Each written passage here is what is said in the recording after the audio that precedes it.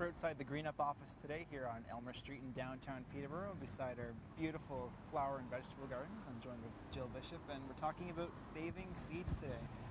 Jill, I guess to start off, why do we want to save seeds, or why would we want to save seeds? Well, saving seeds is a really great way to get cheap or free food. You can grow it yourself. It's an excellent way to get a lot of different types of diversity in your garden that you can't find. You can get foods that you wouldn't be able to buy at a grocery store or elsewhere. And it also allows you to know where your food's coming from, so you can get safe and healthy food.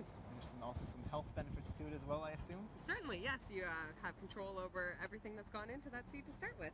Now, to get started saving seeds, tell us, what do we need to know? What are some things that we should know to get started?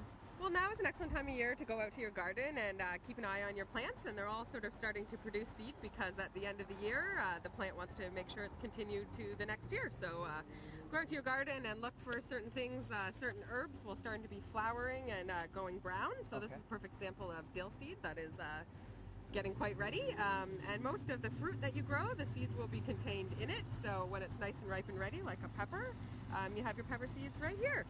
Now, once we have the seeds in front of us, what do we need to do after that? You need to separate them from the vegetable matter as much as possible. So make sure you remove all the leaves and stems and all the fruit matter, and separate it out. And then you're going to let them dry on a screen or somewhere that has a lot of airflow that's nice and cool and not in direct sun. Okay.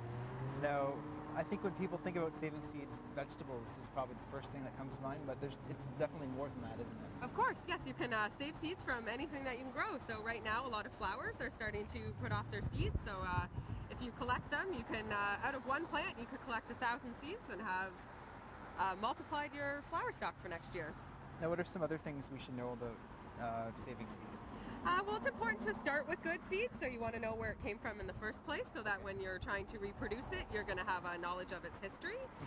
You want to try to pay really close attention to the plants, make sure you're selecting really healthy plants that did well and survived very well. So you don't want to be selecting for something that's covered in disease or that didn't do very well in this year. So you're looking for the healthiest, most productive, viable plants. Okay.